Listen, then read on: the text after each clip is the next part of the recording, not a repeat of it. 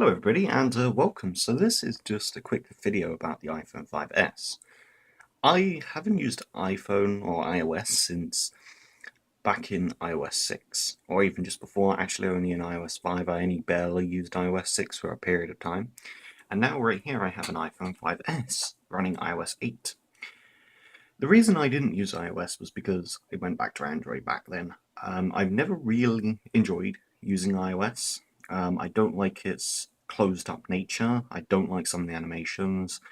I don't like its multitasking system sometimes, but some of these issues I also have with Android. So it's not just the iOS platform, but it's its closed up nature and all that that pisses me off sometimes.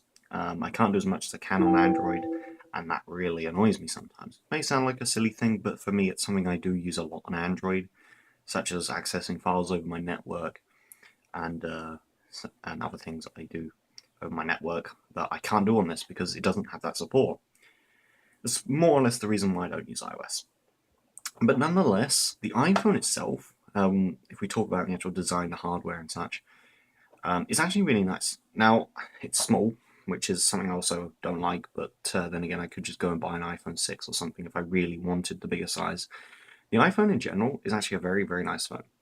It's built purely out of a piece of aluminum, which is quite nice. So you've got aluminum here, there's glass bits here, the side frame is aluminum, the front is glass, which is actually really nice, and then you have the Touch ID sensor here. So overall, the design of the iPhone is actually really, really nice. It's well designed. I like how the buttons are, how they are all sort of very, what do you call it, designed precisionally for the hole, so they're not just like moving around in the holes. There's very little movement, although there's a little bit of movement in them. Not exactly perfect, but then again, not everything is perfect. You have your dedicated mute button there, your sleep button at the top, your SIM along the right side, and at the bottom then you have your speaker, microphone, and headphone. I like where the headphone jack. I actually more applaud the headphone jack being at the bottom than I do at the top. Not quite sure why I prefer it there. I think it's because it's just a little bit easier for me sometimes having the two cables coming out the bottom than it is one at the top, one at the bottom. Personal preference there. So yeah, iOS in general, this is what the home screen looks like on mine anyways. So as you can see, iOS has changed. Back in iOS 6, which the lock screen looked like what you can see on the screen right now, is very different. But in iOS 7, it looked, or iOS 8 actually, since iOS 7 it's changed, it looks a hell of a lot better. This is obviously the app drawer. App drawer has stayed the same, they've just literally made different colors on it, which, take it as you will. Some people like it, some people don't. I personally don't like it that much. I think it still looks rather crappy, but that's my opinion. Um, so yeah, overall, it does look very nice. I will applaud iPhone for it. It does look very nice. For people who are not very used to phones, it's very simple and simplistic. So, for them it might be easy, but then again, Android does have certain options now. Anyways, aside from that, I'm going to move fast in my head in. Aside from that, it looks very nice. Its animations are a bit slow, which is the problem I have with iOS.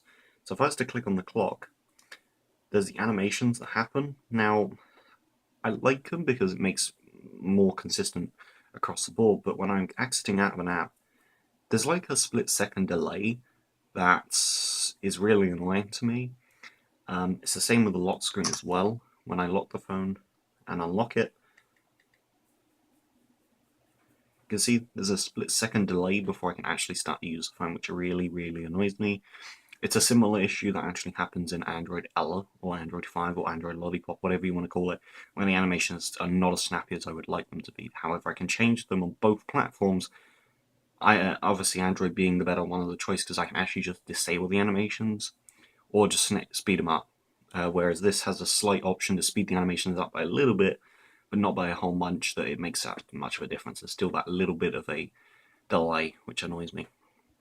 Other than that, pretty simplistic. The folders I like how I can have sort of multiple sections in it. So if I have a load of social and internet applications, such as radio applications, social media applications, and all sorts of things, I can have them in one file and just have multiple screens on that file. Whereas in Android, it's just one file, and as soon as it gets full, you gotta make another one. I like that feature in iOS a lot.